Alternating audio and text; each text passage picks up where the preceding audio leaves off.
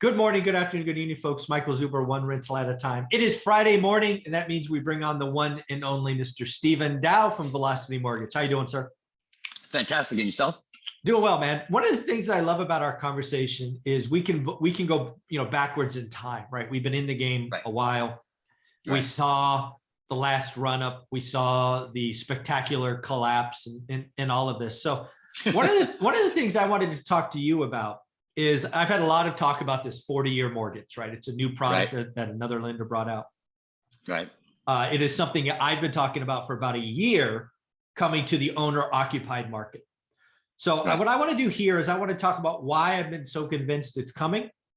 Okay. Why it is good for banks, and it might not be good for mom and pop. So before we do that, though, we've got to give the marketing spiel so we don't get in trouble. Please do that. Yes. Okay. Again, although I work happily for Velocity Mortgage Capital, all the ideas and topics discussed on this channel are that of my own. So let's get it going. Awesome, man.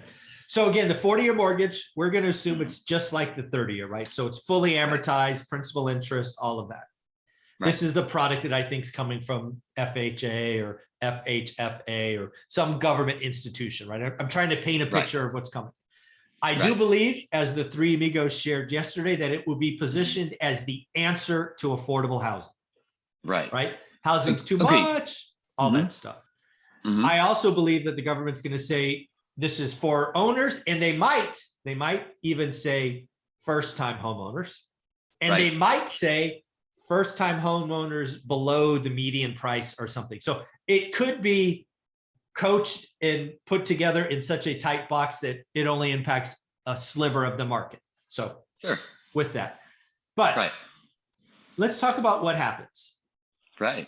So first, which nobody has talked about, Stephen, and I think you're in a great position to talk about, is banks will make a lot of money with 40-year mortgage, and people don't realize. People look at the payment and it's good for me. I'm stepping back going, you know who's going to make the most money is the freaking banks. And I think we need to talk about why that is. Well, again, when you kind of calculate everything, sure, the payment's lower, but in the long run, you're just paying more in interest. So the Latin word. Just a little more.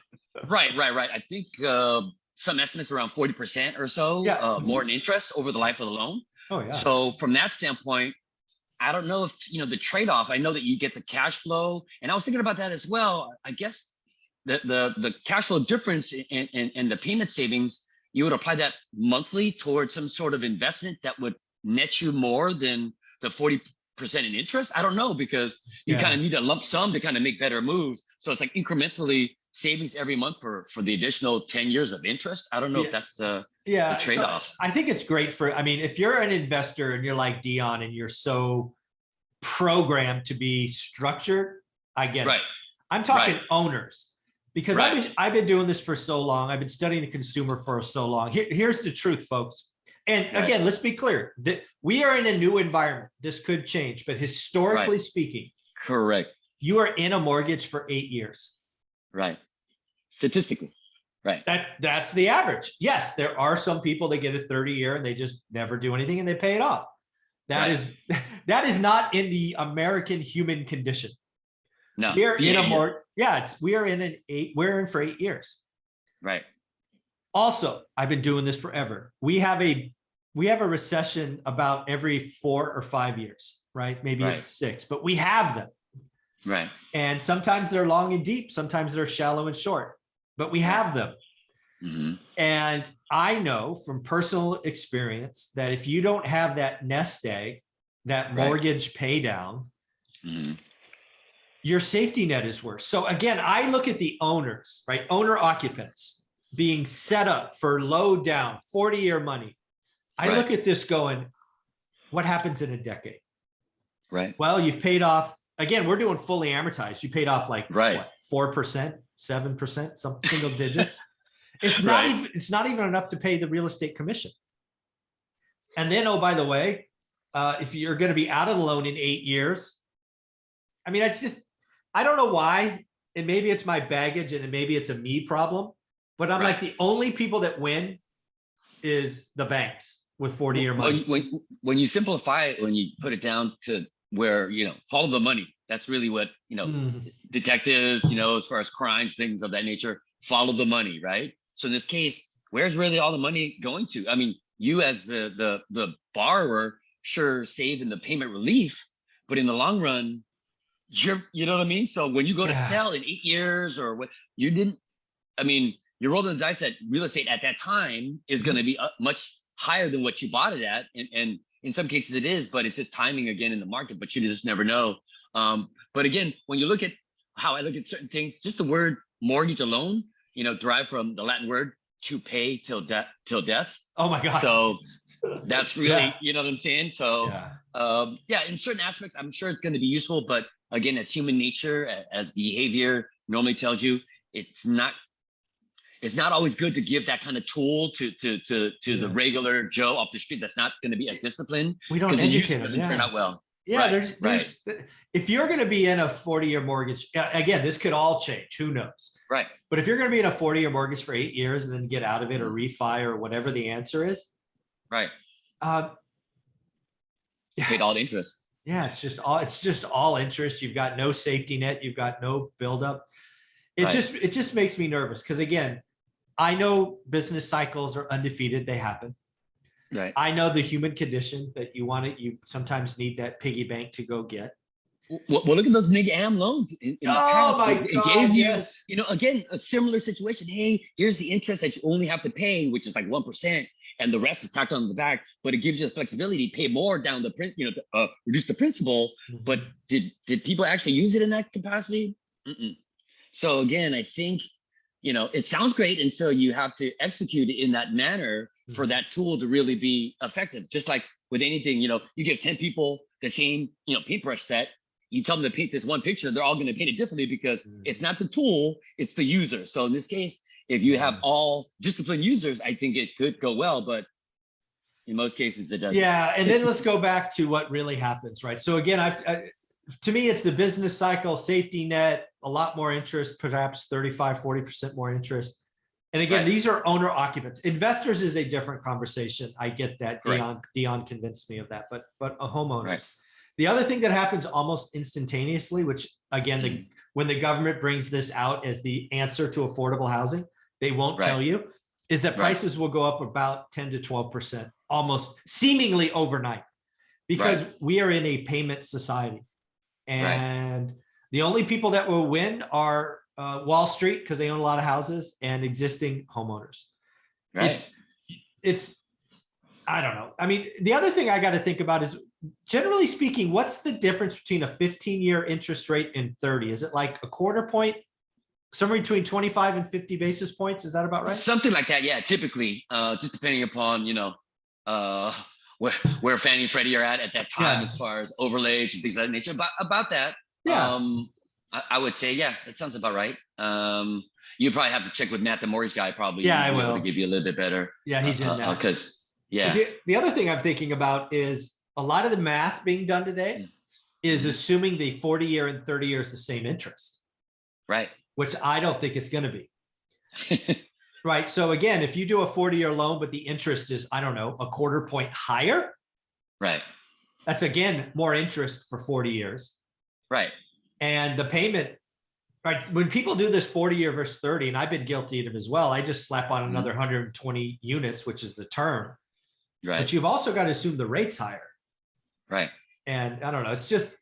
I mean, we could assume that, but you just never know. I think with, different lenders coming out to the market in some cases, don't know where they're getting their backing from. You just never know. But, as far as historically, I don't think it would make sense. I mean, from an investor standpoint, I mean, lower yield, longer loan. I don't know. I mean, well, I guess we'll have to wait to see how Wall Street kind of looks at this kind of stuff. So, but to me, it's again, we're going to be marketed as this is the answer for affordable housing. They'll probably coax it and box it in a way that doesn't allow for everyone. Sure. We're going to. I see it like this, just like during the mortgage meltdown right before that, where people were just, over leveraging their properties, stated, weren't really really verifying the capacity to repay back because everybody's on that mindset. Oh no, it's going to go up. I'm going to refinance again. We'll pull that cash back out, yada, yada, yada. But when the market turns and, you know, economy gets worse, now people are upside down. They can't afford it. They got to sell, you know, Wall Street's going to come in, or hedge funds is just going to come in and just pick up all that stuff on the cheap and just, you know. That's a good point.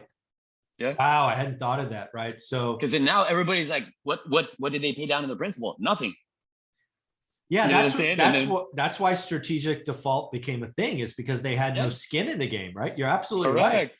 Yeah. Again, Fannie Freddie was verifying all the income back then, and just because you verified the income didn't nope.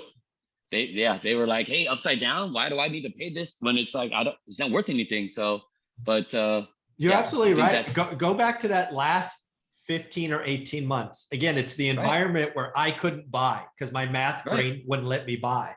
Lots of people did. They used the 2 and 28. They only calculated the 2, right? Which is like 0.9%, no capacity to pay, alligator all the way, bad stuff. Then the economy blows up and they go, I'm not paying that. I'm gonna buy food for my kids. And they just let it go. Yeah. And really what happened, again, I've told many people this. I was declining renters for poor credit and poor income, and they were getting home loans. Right. So if we bring back bad lending and add in a 40-year mortgage, this is just toxic soup of a different name. Oh, could be. Well, again, I think people just don't see, you know, long term in a sense, you know. It's like, oh, I can afford the payment. Oh, okay, get me in. And then, well, do you think if the economy takes a turn and or if your lifestyle changes, you know, you evolve as a family, your kids get older, they cost more money, all that. So I don't know. For like, you know, slow and steady, keeping that safety net, I think it's always good because you just never know how the market should turn, and you always want to be, you know, prepared for the worst, but hope for the best. Just be prepared for the worst. Yeah, so it's funny you bring this up because one of the things that I have been looking out for is a repeat of the last crisis. And what I mean by that is, how are we going to give loans to people that aren't really ready? That is what caused, in my opinion, the big blow up, is we gave yes answers to people who should have gotten not yet. Right. You're not ready yet. Right. This could be one of those ways. You create a box, you say, hey, this set of people and this, that, and the other. I don't know about just not ready yet. I think if they're ready, but then now 40 years, it's basically like an indentured servant. I mean, you're not locked in for 40 years. Okay, keep paying me until, again, look up the word mortgage, derived from the, you know, pay till death is basically what it translates into. So 40 years of your life, it's the 40-40-40 plan. Yeah, you're right. I don't know. 40 hours for 40 years to live on 40%. Yeah, it is still something that I don't feel good about. And again, I'm sure it's because of personal baggage. I get it for investors, but given the right person or the right borrower or investor, such as somebody like Dion, who knows how to leverage that money and really apply it and make it work for him, versus somebody's like, oh, I got all these facts. Oh, I got to pay this, or I got to pay that, or I want to buy this or buy that. It happens in many cases, but you know, maybe that just means that more shout out to Dion. People should just be following him, and hopefully they can stick to that discipline, and as well as your channel, do the work. So, you know, I think in that capacity, it could work, but generally speaking, human nature just tells you historically, look at the data. We don't use it in that capacity. We're just not built that way. So yeah. No, this has been a great conversation. I appreciate it. If somebody wanted to reach out to you and talk shop or get a non-QM loan started, how do you want them to do that? sdow@velocitymortgage.com. Please put it in the subject line, ORAAT. So that's 2 A's. I've noticed that people are getting stuck in quarantine because it's missing an A, or they forget and they put, you know, quote or question about, and then and if I've never received an email from you, it's gets stuck. And so as of late, I'm able to now get caught up because we were getting decimated with COVID as far as our operations. So I was getting a little bottlenecked in some of the response times, but thanks for everybody's patience. Appreciate it. But other than that, please leave in the body of the email, maybe a brief description of what you're looking for, maybe a proper address, and the best phone number to reach you at, so I can call you right back and make a quick phone call to kind of discuss the situation. But otherwise, thanks for everything, and have a good weekend. All right, man. Thanks. Perfect.